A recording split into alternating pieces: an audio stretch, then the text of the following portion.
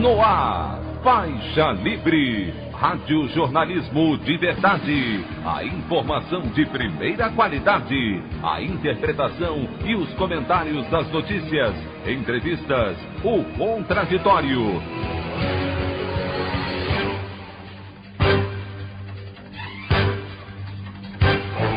Tudo para aproximar você cada vez mais da realidade do Brasil e do mundo. Apresentação: Anderson Gomes. Bolsonaro volta a desafiar instituições e discursa para apoiadores de intervenção militar que realizaram ato em Brasília no Dia do Exército. Em novo ataque aos trabalhadores, Pleno do Supremo Tribunal Federal decide pela validade imediata da medida provisória que estabelece a possibilidade de acordos individuais entre patrões e empregados sem aval dos sindicatos para reduzir jornada de trabalho e salários durante a pandemia. Sindicato dos Petroleiros do Rio de Janeiro consegue eliminar na Justiça, impedindo que Petrobras reduza expediente e remuneração dos funcionários da estatal. Essas e outras notícias na edição desta segunda-feira, 20 de abril do ano de 2020 do programa Faixa Livre.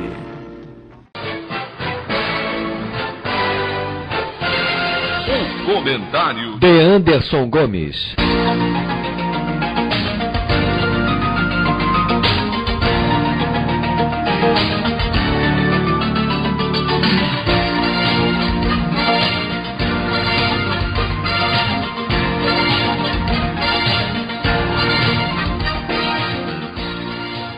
Bom dia, ouvintes. A audácia de Jair Bolsonaro em confrontar as instituições não diminui nem em meio à mais grave crise de saúde pública da história. No último domingo, o presidente da República, que jurou defender a Constituição na cerimônia de posse, no primeiro dia de seu mandato, discursou para um grupo de manifestantes que defende a intervenção militar no país em frente ao quartel-general do Exército em Brasília, na ocasião em que se comemorou o Dia da Instituição. Não bastasse o atentado à ordem democrática estabelecida pelo texto constitucional, no fomento a um novo regime ditatorial no país, Bolsonaro mais uma vez desdenha das recomendações das autoridades de saúde e incentiva as aglomerações, facilitando a proliferação do novo coronavírus. No rápido discurso que fez, Bolsonaro chegou a dizer aos militantes que não estamos aqui para negociar, sendo recepcionado aos gritos de "Nossa bandeira jamais será vermelha". O presidente interrompeu sua fala após uma crise de tosse. Diante das posturas irresponsáveis desde o início do isolamento social, não será surpresa se o chefe do executivo estiver infectado pela Covid-19. Curioso nessa história é que o ex-capitão do Exército, que sempre se manifestou para seus apoiadores através de lives nas redes sociais, direto do Palácio do Planalto, praticamente abandona o expediente e sai às ruas no momento em que o mundo inteiro está confinado e se comunicando por transmissões via internet. Resta agora saber o que os ministros do Supremo Tribunal Federal, que aliás têm se especializado em atacar direitos dos trabalhadores, como na permissão de acordos entre patrões e empregados para a redução de salários durante o período da pandemia, sem amparo dos sindicatos, dirão diante de mais uma atitude criminosa do político. A sociedade civil, em especial os partidos de oposição, precisam tomar uma atitude e cobrar do judiciário e também do legislativo uma resposta à altura, antes que os discursos autoritários de Bolsonaro ganhem corpo e se transformem em um pesadelo ainda pior para uma população que está cansada de sofrer com os desmandos de uma classe política que, em sua maioria, só age em benefício próprio. Já passou da hora de tirar Bolsonaro do Palácio do Planalto. A opinião do Faixa Livre. Bandeirantes, 1360. Estamos apresentando Faixa Livre. Voltamos a apresentar Faixa Livre. Estamos de volta, ouvintes, com o início da edição de hoje do programa Faixa Livre, que tem na sua produção a jornalista Celeste Sintra, auxiliada pela também jornalista Natália Moraes, tendo no comando do áudio o Francisco. Meu bom dia a todos. E meu bom dia também a você, que pode aqui participar nos enviando mensagens eletrônicas para o endereço ouvinte@programafaixalivre.com.br ou ainda registrando suas participações diretamente nas nossas redes sociais. No Facebook, nossa página é o Programa Faixa Livre. No Twitter e no Instagram, para deixar o seu recado, basta seguir os perfis @PGMFaixaLivre. Lembrando que as participações por telefone estão inviabilizadas, pois durante o período da pandemia do novo coronavírus, nosso programa está sendo gravado no dia anterior à sua veiculação. Pedimos desculpas aos nossos ouvintes que costumam interagir conosco desta forma, mas foi a maneira encontrada pela equipe do Faixa Livre para mantê-los informados sobre o que acontece no país e no mundo com essa nossa visão crítica, e ao mesmo tempo preservando a saúde dos profissionais que levam o programa ao ar. O Faixa Livre pode ser acompanhado também pelo nosso aplicativo para celulares com o sistema operacional Android. O nome do aplicativo é Programa Faixa Livre. Os ouvintes também têm acesso à transmissão pelo nosso site, o www.programafaixalivre.com.br, ou pela página da Associação de Engenheiros da Petrobras, a AEPET, uma das nossas entidades patrocinadoras, no www.aepet.org.br. Para quem perdeu alguma das edições ou quer ouvir novamente o Faixa Livre, os áudios das entrevistas e editoriais estão disponíveis no nosso podcast, nos aplicativos Spotify, Deezer e Castbox. E dando início às nossas entrevistas, eu cumprimento o historiador, professor de Relações Internacionais da Universidade Federal do ABC e integrante da direção nacional do Partido dos Trabalhadores, Walter Pomar. Walter Pomar, bom dia. Bom dia, ouvintes do programa Faixa Livre. Muito obrigado, Walter, por conversar conosco aqui no programa. Walter, enquanto o caos provocado pela pandemia da Covid-19 no Brasil se amplia, com recordes de mortes sendo batidos diariamente, o mundo da política, que deveria atuar com firmeza para conter os efeitos da doença, parece atravessar uma crise ainda pior. O presidente da República se isola mais a cada dia em sua teoria insana de privilegiar a atividade econômica à vida das pessoas.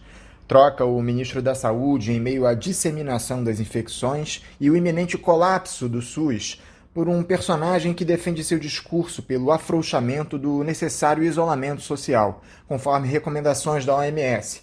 Além disso, ele arruma briga com o Congresso e conta com reprovação recorde da população. Antes de nós analisarmos separadamente as inúmeras cenas desta crise, eu gostaria da sua avaliação geral para este cenário alarmante.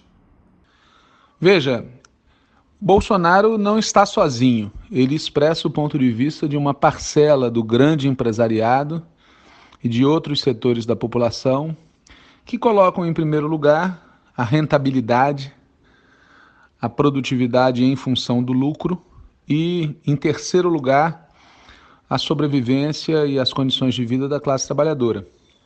Desse ponto de vista, o caos não é produzido pelo avanço da pandemia. O caos é resultado de uma política consciente. A política de Bolsonaro quer gerar o caos, porque o caos se traduz na prática numa oportunidade para ampliar o seu programa ultraliberal e o seu programa de extirpar as liberdades democráticas no país. E essa troca no comando do Ministério da Saúde, Walter, em um momento crucial da crise? Para o lugar do Luiz Henrique Mandetta, o Bolsonaro nomeou uma figura que não conhece o Sistema Único de Saúde, nunca atuou no SUS depois de formado, tem toda a sua carreira ligada à saúde privada, sendo proprietário e sócio de clínica e consultoria no Brasil e nos Estados Unidos, e já declarou alinhamento à ideologia do presidente, em busca de um equilíbrio entre a economia e a saúde. Essa chegada do Nelson Teich é a crônica de uma tragédia anunciada? Na verdade, a tragédia já estava em curso com o Mandetta. O Mandetta é um privatista, é alguém que contribuiu para debilitar o Sistema Único de Saúde, é alguém que contribuiu para a chegada de Bolsonaro e dos cavernícolas à presidência da República, e sua política de enfrentamento da pandemia era absolutamente insuficiente, ineficiente e contraditória. Portanto, nenhuma simpatia pelo que sai. E o que entra é da mesma estirpe numa cepa piorada, porque é ainda mais alinhado com as concepções do presidente. Portanto, na verdade, a tragédia já estava em curso. A entrada do novo ministro só vai aumentar a velocidade do processo. É tanta notícia ruim, Walter, que a gente quase se perde em meio a essa tragédia que representa o governo. Para piorar, o Supremo Tribunal Federal decidiu na última sexta-feira que a medida provisória que institui acordos individuais entre patrões e empregados para reduzir a jornada de trabalho e salários durante a pandemia terá validade imediata, sem que haja a necessidade do aval dos sindicatos, precarizando ainda mais a situação dos trabalhadores e dando quase um tiro de misericórdia na CLT, tão atacada nos últimos anos. Essa turma não tem limite, Walter? Você deve conhecer o ditado in vino veritas, ou seja, quando as pessoas bebem, elas falam o que realmente pensam. Por analogia, no momento de tragédia, no momento de catástrofe, no momento de crise profunda, as diferentes classes sociais e as diferentes orientações políticas rasgam o véu da hipocrisia e se revelam por inteiro.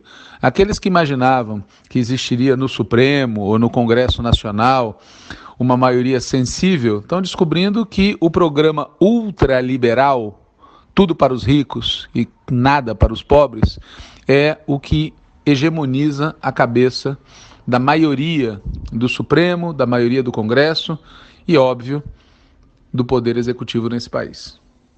Diante de tudo isso, parece que a debilidade do Bolsonaro em governar o país provocou uma situação quase inédita: a união suprapartidária entre os parlamentares no Congresso. O mandatário criticou fortemente o presidente da Câmara, o Rodrigo Maia, acusando-o de conduzir o Brasil para o caos e de conspirar contra o governo. Como represália, o presidente do Senado, Davi Alcolumbre, entregou para um senador do PT, partido de oposição a Bolsonaro, a relatoria daquela chamada mini-reforma trabalhista, que é a MP do Contrato Verde-Amarelo. O senador Rogério Carvalho já afirmou que não há tempo hábil para a apreciação da matéria, que perde validade justamente hoje. Você acredita que uma rebelião, entre aspas, no Legislativo possa provocar algum tipo de ação contra o ex-capitão do Exército? Chegou a se especular em Brasília sobre um suposto acordo para a saída do Bolsonaro da presidência. Veja, a postura ultra-radical de extrema-direita de Bolsonaro gera dois tipos de conflitos. Um conflito com a esquerda e um conflito com a direita. O conflito com a esquerda é total. Nós não estamos de acordo com a sua política internacional, não estamos de acordo com a sua política econômica e social ultraliberal e nós não estamos de acordo com a destruição das liberdades democráticas. Já o conflito de Bolsonaro com a direita é parcial. Diz respeito a aspectos do seu programa, ao ritmo de implementação do seu programa e à forma de implementação do seu programa. Por isso é preciso tomar muito cuidado com a disputa entre a direita e a extrema-direita. Ela pode levar tanto a uma situação que favoreça a esquerda, portanto, que leve à interrupção do programa e leve à derrubada do governo, mas ela também pode levar à cooptação da esquerda ou de setores da esquerda, por estes setores da direita que fazem oposição a Bolsonaro, mas no fundo querem um bolsonarismo sem Bolsonaro. No fundo querem implementar o mesmo programa de forma mais suave, de forma mais racional. Por isso é muito importante que neste episódio da medida provisória, o nosso companheiro senador Rogério Carvalho faça um relatório que recuse na íntegra a medida provisória, que não aceite absolutamente nada desta canalice praticada contra o povo brasileiro. E é muito importante que nós lutemos no Senado para que a medida provisória caduque, porque é preciso defender o povo sem nenhum tipo de concessão à barbárie proposta pelo governo Bolsonaro e também proposta, vamos lembrar, por uma maioria de congressistas, porque essa MP só chegou no Senado porque na Câmara ela foi aprovada. Por falar em oposição, Walter, como você tem avaliado o posicionamento dos partidos de esquerda diante deste cenário? Eles divulgaram recentemente uma nota assinada pelos seus principais líderes pedindo a renúncia do Bolsonaro, mas não houve nada além disso. Me parece que é uma postura muito tímida das legendas progressistas, dada a gravidade do quadro. Aliás, algo que tem caracterizado a atuação da esquerda nos últimos anos. Qual é a sua análise para as ações da oposição, Walter? Veja, já é mau sinal quando a gente se refere aos partidos de esquerda chamando eles de legendas progressistas. É um sinal de que algo não está muito bom no Reino da Dinamarca. Mas o fato concreto é que a proposta de renúncia é um equívoco. Porque, primeiro, a renúncia depende do próprio cavernícola. Segundo, a renúncia coloca no lugar um outro cavernícola, o general Mourão.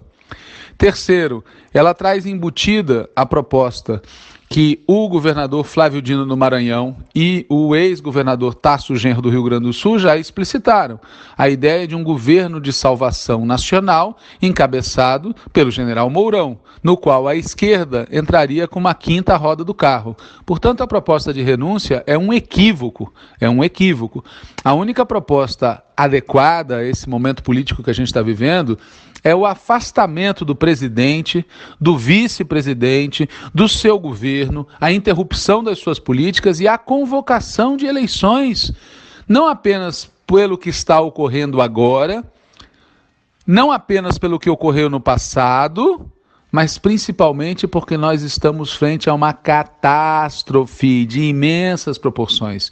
E a única maneira de enfrentar essa catástrofe é colocando o povo como protagonista e tirando do caminho os que são os responsáveis pela catástrofe. Agora, e o ex-presidente Lula? Depois que ele saiu da prisão lá em Curitiba, condenado, aliás, em um processo repleto de ilegalidades, diga-se, parece que ele tem participado pouco do processo político. Você não acha que falta uma postura mais combativa do ex-presidente em um momento crucial da história do país? O companheiro Lula não é um autônomo, não é uma variável independente, não é um radical livre. Ele é, antes de mais nada, um militante do Partido dos Trabalhadores e um integrante desse campo democrático popular, tá certo? Que, como nós acabamos de comentar, está dividido no que diz respeito ao que fazer. Existem forças, como aquelas da Frente Brasil Popular, da Frente Povo Sem Medo, que falam claramente em fora Bolsonaro, na perspectiva de tirar Bolsonaro, Mourão, seu governo e suas políticas. Existem outros que falam em fora Bolsonaro, mas acham que é razoável um governo de salvação nacional. E existem aqueles que não querem falar em fora Bolsonaro, acham que, por hora, não é momento de falar disso. Neste contexto, a ação do companheiro Lula fica manca, fica incompleta, fica parcial. E aí, quero dizer claramente, menos por responsabilidade dele mesmo e mais por responsabilidade do seu próprio partido, que também é o meu partido, o Partido dos Trabalhadores, que recentemente reuniu a sua direção nacional e recusou, por voto da maioria dos integrantes do Diretório Nacional, a adoção da palavra de ordem fora Bolsonaro. E falando em fora Bolsonaro, Walter, você tem participado de algumas mobilizações em apoio a essa pauta nos últimos dias. No sábado, por exemplo, você participou de uma plenária nas redes sociais com a participação de diversas lideranças do campo progressista. Eu gostaria que você falasse aqui para os nossos ouvintes sobre essa live do último sábado e da importância desse tipo de iniciativa. A história da plenária virtual que nós realizamos neste sábado começa, na verdade, em 2018, quando nós dizíamos que eleição sem Lula é fraude. Nós participamos do processo eleitoral, a nossa candidatura foi ao segundo turno, mas confirmou-se que eleição sem Lula é fraude. Não apenas pelos crimes cometidos por Bolsonaro, crimes eleitorais que a CPI das fake news vem confirmando. Não apenas por aquele episódio mal esclarecido até hoje da facada, mas principalmente devido ao impedimento de Lula. Pois é óbvio que se Lula tivesse concorrido, as eleições teriam tido outro desfecho. E Lula não concorreu porque o Supremo Tribunal Federal não lhe concedeu habeas corpus e porque o TSE não lhe concedeu a candidatura. Só que quando, bastante tempo depois, o Supremo concede a Lula o direito de recorrer em liberdade, ele está admitindo que Lula tinha um direito constitucional a isso. E Lula tinha o direito constitucional a recorrer em liberdade em 2018. Portanto, foi o Supremo e o TSE que impediram Lula inconstitucionalmente de concorrer, contribuindo assim para uma fraude no processo eleitoral de 2018. Terminada a eleição, nós impugnamos a chapa. Apresentamos uma impugnação ao Tribunal Superior Eleitoral. Se essa impugnação tivesse sido aceita, ou se ela vier a ser aceita até o final desse ano, o artigo 81 da Constituição fala que em até 90 dias, devem ocorrer novas eleições presidenciais. Lá atrás, portanto, nós já apontávamos que havia motivo para que Bolsonaro nem mesmo tomasse posse, quiçá governasse. Mas o que viria a seguir confirmou tudo aquilo que nós dizíamos. Durante 1 ano e 4 meses praticamente de governo, Bolsonaro cometeu inúmeros crimes de responsabilidade. Não vou gastar o meu tempo e o tempo dos ouvintes listando. Basta fazer referência aos atentados que ele comete à soberania nacional, os atentados que ele comete aos direitos sociais e políticos do povo brasileiro e as ameaças que ele pratica contra o Supremo Tribunal Federal e contra o Congresso Nacional. Portanto, não bastasse o vício de origem, existe uma série de atitudes cometidas por esse cavernícola que constituem crime de responsabilidade, suficiente para o afastamento dele da presidência da República, sem contar as infrações penais. E sem falar de um detalhe que começa a ser naturalizado. Nós temos alguém na presidência da República com vínculos comprovados com milicianos e com uma postura fascista. Que mais precisa para que um democrata diga: assim não dá? Foi nesse ambiente que, em novembro do ano passado, novembro de 2019, no Congresso Nacional do PT, houve uma votação entre duas posições. Aquela que dizia: o PT deve deixar claro para a sociedade brasileira que é preciso interromper esse governo. E, para deixar isto claro, o PT deve falar fora Bolsonaro. E, de outro lado, havia a posição que considerava que, apesar de tudo o que Bolsonaro já havia feito, não era adequado politicamente defender a interrupção do seu governo, que o momento do ajuste de contas era 2022 e que por isso nós não devíamos adotar a palavra de ordem fora Bolsonaro. Prevaleceu essa segunda posição. Infelizmente, por incrível que isso possa parecer, até hoje, nós estamos em abril de 2020, até hoje, ainda não foram publicadas as resoluções do Congresso que o PT realizou em novembro de 2019. Portanto, quando termina o ano de 2019, o PT, por maioria de votos no seu Congresso Nacional, não defende a palavra de ordem fora Bolsonaro. Só que, de lá para cá, os motivos para defender fora Bolsonaro só cresceram. Primeiro, devido à brutalidade com que o cavernícola ataca a soberania nacional, as liberdades democráticas e os direitos sociais. Segundo, pelo crescimento das evidências de que foram cometidos crimes durante a campanha eleitoral. Terceiro, porque crescem as provas do seu vínculo com milicianos, que por sua vez têm direta relação com o assassinato da vereadora Marielle Franco, do Rio de Janeiro. E, em quarto lugar, porque a postura neofascista do cavernícola o leva a afrontar explicitamente todos os setores da classe dominante, inclusive da coalizão governista, que não compartilham do seu ponto de vista, gerando um ambiente de disputa entre eles muito tenso. Foi exatamente esse ambiente que levou à convocação de uma manifestação da extrema-direita no dia 15 de março, manifestação que tinha como pano de fundo a defesa do fechamento do Congresso Nacional e do Supremo Tribunal Federal. Acontece que antes da manifestação de 15 de março, Bolsonaro vai aos Estados Unidos e volta trazendo o coronavírus na bagagem. Parte da sua comitiva foi contaminada. Há fortes suspeitas de que ele também tenha sido. Mas, manifestando ou não os sintomas, ele se converte num vetor de contaminação. Isso gera toda uma polêmica, assim como já naquele momento havia a discussão de quarentena e isolamento social. A manifestação do dia 15 acaba ocorrendo meia bomba, só que Bolsonaro vai pessoalmente cumprimentar os manifestantes em Brasília, agregando a todos os motivos que já havia naquele momento o de homicida, genocida, assassino, responsável direto pela contaminação das pessoas, criminoso contra a saúde pública.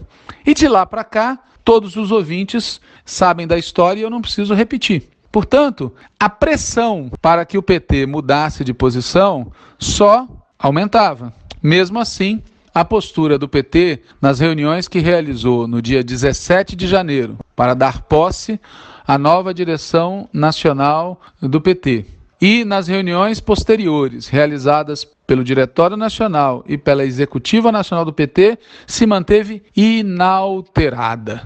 A maioria do Diretório Nacional do PT continuou recusando a palavra de ordem fora Bolsonaro. Aqui é importante introduzir uma diferença. A maioria do Diretório Nacional do PT recusava a palavra de ordem fora Bolsonaro, mas não a maioria do partido. A imensa maioria dos militantes, dos filiados, dos dirigentes do PT falam fora Bolsonaro o tempo todo, pedem o fim desse governo o tempo todo. E o mais bizarro é que mesmo aqueles que votaram contra o fora Bolsonaro na reunião do Diretório Nacional do PT realizada recentemente, assumiram de público durante a reunião que eles pessoalmente também falam fora Bolsonaro, só não querem que o partido diga isso oficialmente. É nesse contexto que nós decidimos convocar essa plenária que ocorreu sábado. É um movimento de todos aqueles que, dentro do PT, são a favor da palavra de ordem em defesa da vida, fora Bolsonaro, fora Mourão, fora seu governo e suas políticas. Essa plenária foi transmitida online para todos que quisessem assistir. Divulgamos um documento e divulgamos também a possibilidade de que as pessoas subscrevam esse documento. Assim, nós contribuímos simultaneamente para que a palavra de ordem fora Bolsonaro se expanda na sociedade, ganhe corpo, e, por outro lado, contribuímos para que o próprio Partido dos Trabalhadores adote oficialmente essa palavra de ordem. Na nossa opinião, mais cedo ou mais tarde isso vai acontecer, mas isso não encerra o problema. Porque, como eu já falei, existem aqueles que são capazes de aceitar fora Bolsonaro, mas entendem que isso possa ocorrer através de um governo de salvação nacional, de unidade nacional, de todos aqueles que queiram participar, exceto Bolsonaro. E nós, evidentemente, somos 100% contra isso. Nós queremos afastar não apenas o cavernícola, mas também seu vice, seu governo e suas políticas. Não há unidade nacional possível com aqueles que são cúmplices dos ataques à soberania nacional, dos ataques às liberdades democráticas, dos ataques aos direitos sociais do povo, do programa ultraliberal. Nós queremos uma saída política real para o país, que implica em termos um governo democrático popular. A reboque dessa pandemia, Walter, houve uma troca de acusações entre Estados Unidos e China, iniciada lá pelo Donald Trump, em relação à origem do vírus. Os estadunidenses acusam os chineses de terem criado o coronavírus em laboratório. O Trump chegou a dizer que a Organização Mundial da Saúde estaria favorecendo os asiáticos e cortou o financiamento dos Estados Unidos à OMS. Por trás disso, todos nós sabemos que há uma disputa geopolítica, já que muitos analistas afirmam que a China deverá ocupar o posto de maior superpotência após esse período de pandemia. Como você observa esse cenário, Walter? O Donald Trump tem razão nesse discurso conspiratório? Rapaz, cada país tem o Bolsonaro que merece, né? O Donald Trump é o Bolsonaro gringo. Então vamos por partes. Essa tentativa de apresentar o coronavírus como vírus chinês é algo completamente equivocado do ponto de vista das normas, do ponto de vista da ciência, do ponto de vista da história, né? A última vez que se chamou uma doença pelo nome do país que teve mais vítimas foi a gripe espanhola, né, no início do século XX, que depois se demonstrou ter tido origem, na verdade, nos Estados Unidos. Então, até por isso, se convencionou que não se faria mais esse tipo de denominação, que tem consequências racistas, preconceituosas, políticas, morais, que não tem nada a ver com os fatos. Então, de cara, qualquer tipo de insinuação a respeito do vírus chinês é pura manipulação político-ideológica. Ainda vai demorar um tempo para que a gente possa rastrear exatamente a origem do vírus, e vai que acontece, como no início do século XX aconteceu com a gripe espanhola, da gente descobrir aquilo que talvez o Donald Trump queira esconder, fazendo todo esse barulho, né? Primeira coisa. Segunda coisa, é evidente que os chineses conseguiram conter a primeira onda com muita eficiência, certo? E, aliás, é bom que se diga, aquelas pessoas que ficam falando da ditadura chinesa, reclamando da ditadura do proletariado, etc., etc., etc., deviam se perguntar com muita simplicidade o seguinte: onde é mais fácil para um trabalhador sobreviver à pandemia? Na China ou nos Estados Unidos? Onde é que um trabalhador tem mais chances de sair vivo desse processo? É na China ou nos Estados Unidos? Os números são muito claros. Apesar de ter uma população inúmeras vezes maior do que a população dos Estados Unidos, o número de pessoas contaminadas, o número de pessoas que adoeceram e o número de pessoas que morreram na China é muito menor. E isso é resultado de orientação governamental correta, é resultado de solidariedade social e é resultado de ação do Estado, políticas públicas, políticas de saúde, políticas de proteção às pessoas. Então, a preços de hoje, eu não tenho dúvida nenhuma de que a China merece o nosso agradecimento, não apenas pelo que fez no que diz respeito a enfrentar o vírus lá, mas também pela solidariedade que demonstrou frente à situação de outros países que demandaram essa solidariedade. Em terceiro lugar, em função de estar perdendo a disputa, né, com a China, o Donald Trump está subindo o tom. Mas isso não é apenas algo retórico. Veja, se o dia seguinte a essa situação toda for como estamos hoje, ou seja, se a China sair mais forte do processo do que entrou e os Estados Unidos mais fraco do que entrou, o que restará aos Estados Unidos como instrumento para enfrentar a China? Não será a economia combalida, não será o American Way of Life debilitado. O que restará será a guerra. Por isso a gente deve ficar muito preocupado com o que virá ainda nas próximas semanas e meses e com o que poderá vir no dia seguinte. Ou seja, aos Estados Unidos, uma potência imperialista, agressiva, racista, restará um instrumento, que é jogar o mundo num enfrentamento bélico de imensas proporções, na tentativa louca de manter a sua hegemonia mundial e impedir a ascensão da potência chinesa. Esse é o cenário que eu vejo aí para o próximo período, um cenário muito preocupante, e por isso é muito sério que a esquerda nos Estados Unidos continue prisioneira do Partido Democrata.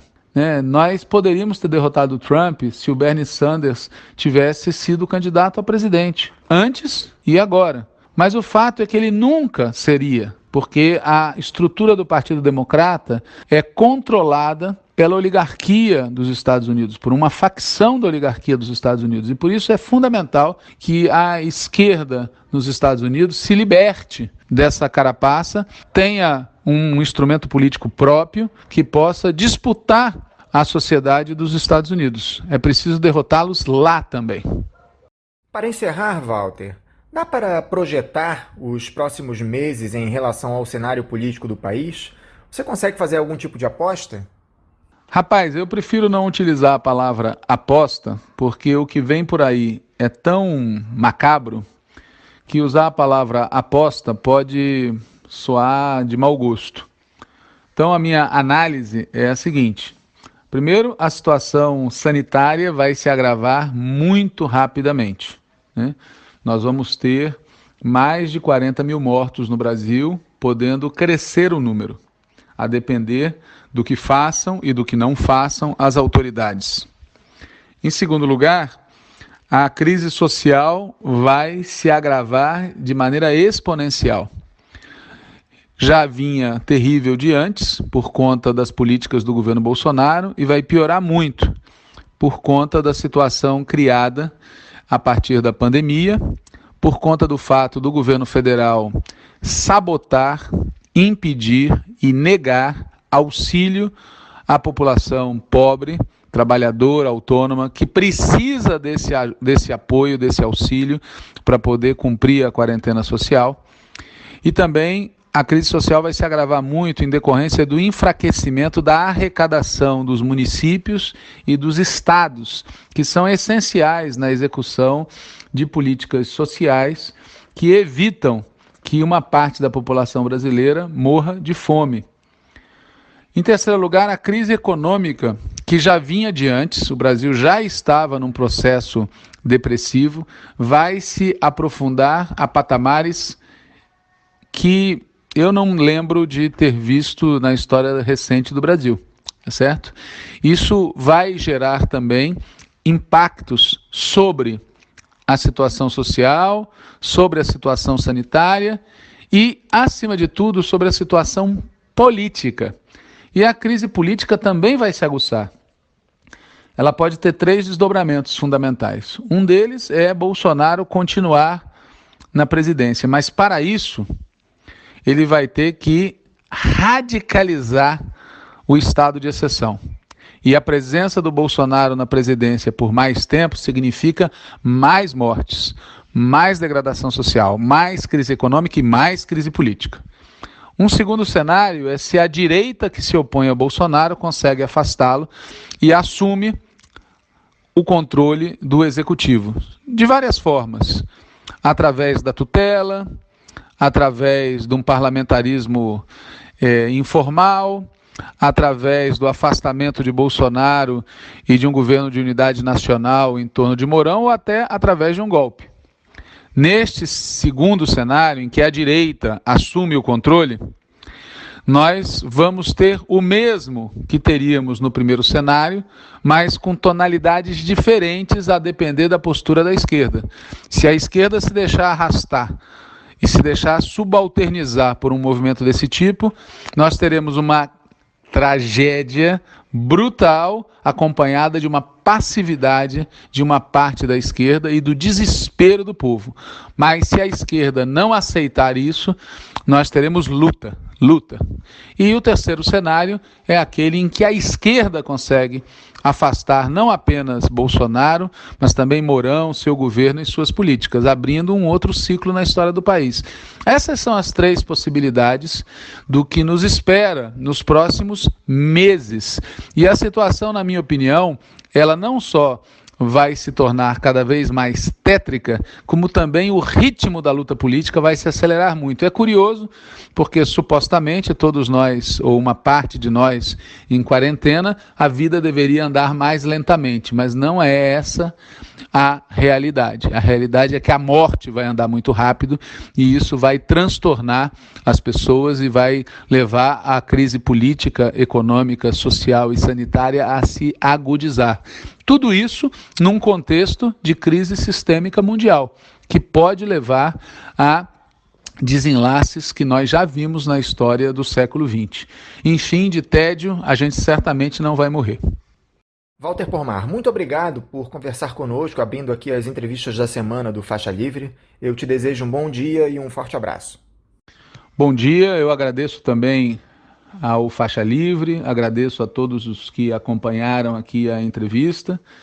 Espero que todos estejam bem, dentro do possível.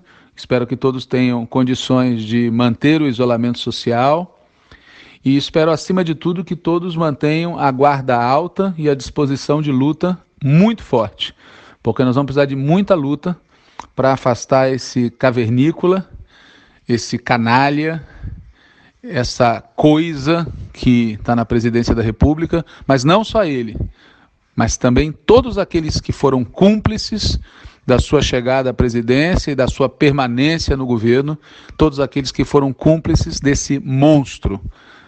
Muita luta para todos nós e sigamos em frente. Conversamos aqui com Walter Pomar. Ele é historiador, professor de Relações Internacionais da Universidade Federal do ABC e integrante da direção nacional do Partido dos Trabalhadores, o PT. Voltamos a apresentar Faixa Livre. E agora eu saúdo o diretor do Sindicato dos Petroleiros do Rio de Janeiro, Eduardo Henrique. Eduardo Henrique, bom dia. Bom dia, companheiras e companheiros, ouvintes. Prazer estar aqui novamente nesse programa, numa situação tão delicada como a gente está vivendo. É muito importante a gente bater essa bola aqui. Muito obrigado, Eduardo, por dialogar mais uma vez conosco aqui no Faixa Livre. Eduardo, enquanto o país atravessa um período de sérias restrições para a população, parece que a Petrobras quer piorar ainda mais a situação dos seus profissionais. A empresa queria impor um tal plano de resiliência que estabelecia medidas como a redução da jornada de trabalho e da remuneração dos profissionais em um momento de grave crise econômica, com queda vertiginosa da renda dos trabalhadores. No entanto, a Federação Nacional dos Petroleiros e seus sindicatos, incluindo o próprio Sindipetro, conseguiram uma liminar na Justiça do Trabalho do Rio de Janeiro, evitando a implementação desse plano. Eu gostaria que você falasse aqui para os nossos ouvintes a respeito de mais essa tentativa covarde da diretoria da Petrobras. Sim, e o que a gente tem denunciado centralmente é o estado de calamidade petroleira que estão vivendo hoje os trabalhadores, principalmente aqueles que estão na frente de trabalho, porque hoje tem, segundo a própria empresa, uma desocupação das unidades de 57%, o que significa que tem mais da metade dos trabalhadores ainda nas suas atividades, nas plataformas, nas termoelétricas, nos terminais, nas refinarias, nos turnos de prédios administrativos, enfim. Tem muita gente trabalhando ainda na Petrobras, cruzando o país de um lado para o outro, para poder realizar os embarques. Já tem um estudo, inclusive na Organização Marítima Internacional, sobre a facilidade de disseminação do vírus nos navios, consequentemente nas unidades de extração de petróleo. Temos hoje pelo menos 150 casos confirmados no sistema Petrobras. A ANP divulgou também umas dezenas de companheiros confirmados nas plataformas.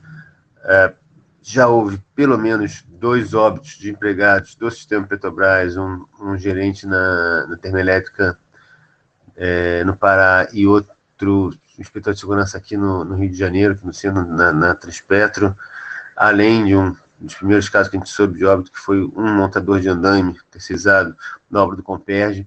Ou seja, as denúncias que chegam são inúmeras, do ponto de vista desde falta de álcool gel, até o pessoal tendo que trabalhar no turno, voltando para casa depois de trabalhar 12 horas sem transporte, concentrações excessivas, projetos totalmente necessários sendo levados a cabo, concentrações expressivas na entrada, no restaurante, etc.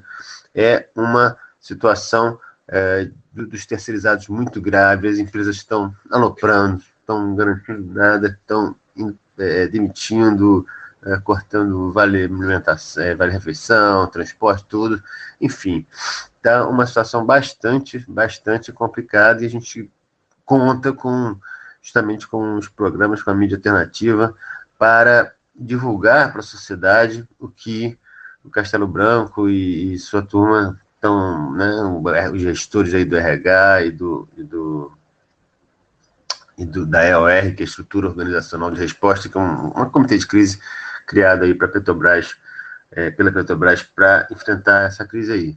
O que acontece é que, dentro de todo esse quadro, ao invés da Petrobras estabelecer uma negociação com a gente para tentar determinar as principais atividades, as atividades essenciais para combater a Covid-19, que é o que a gente tem proposto, que é o que a gente tem insistido, né, que tem que reduzir, tem que parar tudo, tem que garantir isolamento, né? A Petrobras não pode virar um vetor de disseminação do vírus, né? Eles têm feito ao contrário, né? Frente à crise do preço do barril do petróleo, né, por causa da disputa aí da Rússia, da Arábia Saudita, enfim, e frente à diminuição da demanda também, né, nesse momento, frente à crise sanitária que se estabelece, a Petrobras tem feito justamente o contrário, tem negado a comunicação dos trabalhadores, esclarecimento dos trabalhadores, o diálogo,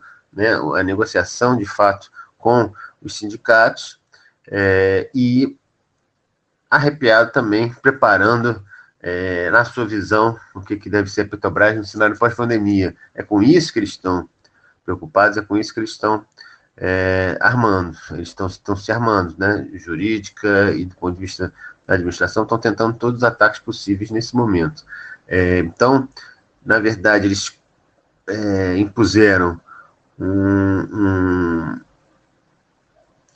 uma redução de jornada com redução salarial de 25% sobre mais de 21 mil trabalhadores, e justamente esses companheiros do operacional, mais de 3.200 companheiros do operacional foram, né, mais de 3.200 foram colocados em regime administrativo, perdendo aí até mais de 50% do seu salário. Isso numa política que já vinha, que a primeira medida, na primeira semana que a gente começou a discutir, começou a história do isolamento, da quarentena, na primeira semana, a primeira coisa que a Petrobras fez foi demitir mais de 11 companheiros, punir mais de 30 companheiros por causa da greve do início do ano passado, que não tinha nada a ver com essa história. Ou seja, ela começa a crise botando, né, a faca no pescoço, tentando demitir, coisa que a gente também conseguiu reverter na justiça. Agora, ela aproveita esse momento para hibernar plataformas, para hibernar campos terrestres, para desativar unidades e, mais uma vez, pegar vários, centenas de companheiros dos setores operacionais e transferir, né, da Petrobras. Isso é uma coisa muito importante, está transferindo gente sem a mínima necessidade, sem a mínima lógica, contra a vontade das pessoas, por exemplo, para Manaus, que é onde é justamente a situação mais, né, drástica aqui do Brasil. Está pegando e botando as pessoas para se mudar no meio da pandemia, né, para né, a partir dessas medidas, né, a perspectiva das pessoas irem para outra situação. E não é que a gente sabe que o vírus vai continuar sendo disseminado depois mesmo da quarentena, em todo um período aí que vai ser necessário uma reorganização na vida das pessoas. E a Petrobras não quer nem saber. Então, nesse aspecto, foi bastante positivo aí, a gente conseguiu essa liminar impedindo esses ataques mais econômicos, né, diretos, mas o que a gente vai ter que fazer, na verdade, é também organizar os trabalhadores, que é obviamente uma dificuldade mesmo nessa pandemia. Por isso que a gente está fazendo várias reuniões setoriais, virtuais, etc., para tentar mitigar esses ataques e essa dificuldade de organização. Vocês acreditam que essa decisão liminar tende a ser mantida? A Petrobras indicou que vai recorrer desse parecer da juíza do trabalho aqui do Rio? Ela publicou uma mensagem dizendo que teria tomado conhecimento, que não tinha sido notificado ainda, que ia entrar com os recursos necessários. Certamente ela vai. Agora, nossa ação está muito bem embasada, não existe a mínima necessidade da Petrobras tomar essas medidas. A gente já apresentou todos os aspectos econômicos, 40 bi de lucro, 3,2 bi que tá pagando de PPP, que é o prêmio por performance, para a hierarquia, para os altos gerentes, triplicando o bônus de gerente, vai gastar mais de 1,2 bi no plano de aposentadoria incentivada, Ou seja, tem uma série de medidas que não justificam, né, uma série de números aí que não justificam nenhuma dessas medidas que ela está apresentando. Além disso, não houve negociação com os trabalhadores, não houve acordo individual, existem normas internas que protegem os trabalhadores dessa situação, então a gente acha que tem bastante sustentação. Então, agora, o que ela vai conseguir fazer, qual caminho jurídico que ela vai fazer, a gente não sabe ainda. Agora, a diretoria da empresa tem dialogado com as entidades sindicais a respeito dessa situação da Covid-19 em suas plataformas de extração de petróleo?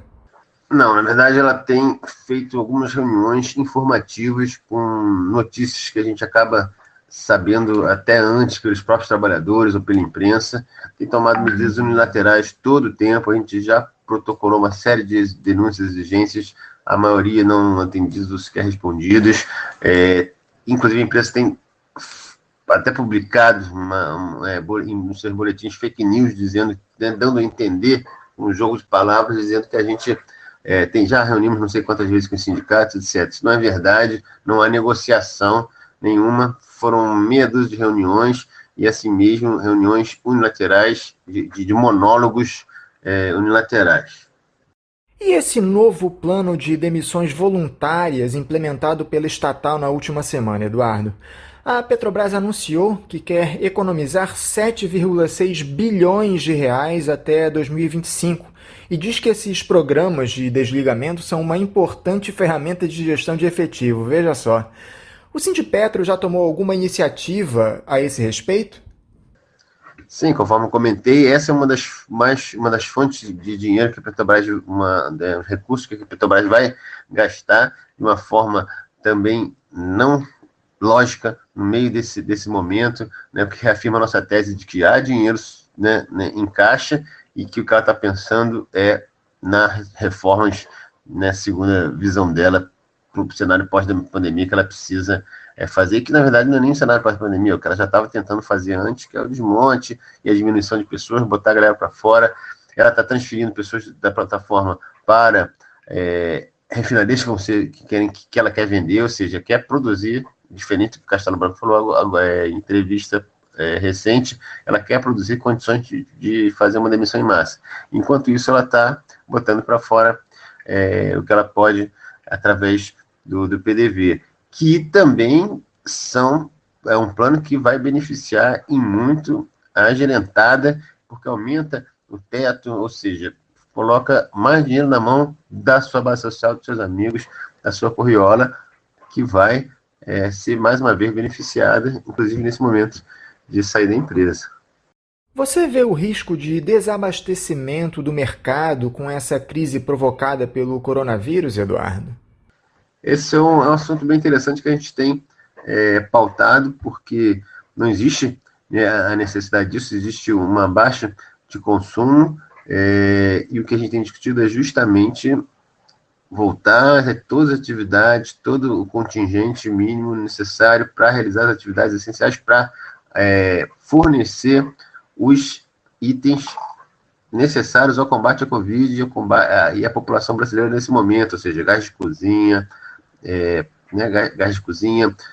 gasolina para as ambulâncias, diesel para os caminhões de comida e para os geradores dos hospitais, reorganizar as plantas para produzir, não sei, itens que possam ajudar também nesse combate, ou seja, existe uma plena de condições de não haver nenhum desabastecimento, de nenhum desabastecimento aos itens necessários para a situação que está hoje.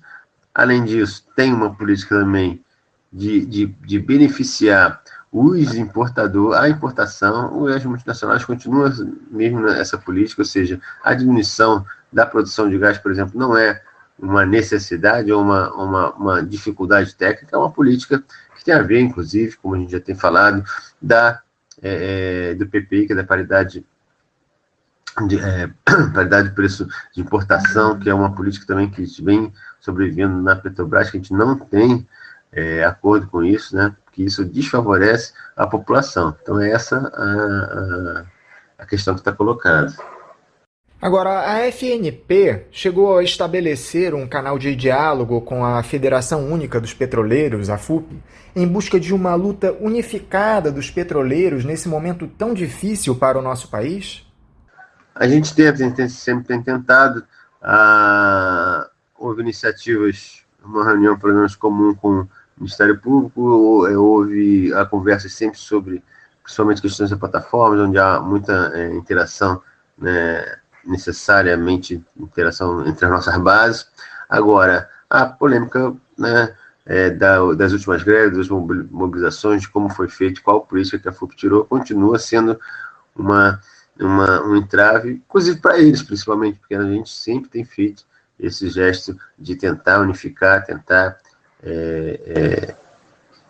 organizar conjuntamente nossa luta, mas a concepção deles é que ou é sob comando da FUP ou não é, e não fecha os canais de diálogo, então a gente fica realmente numa situação muito difícil, só o trabalhador é que paga esse preço, mas a nossa disposição continua sendo sempre a unidade na luta.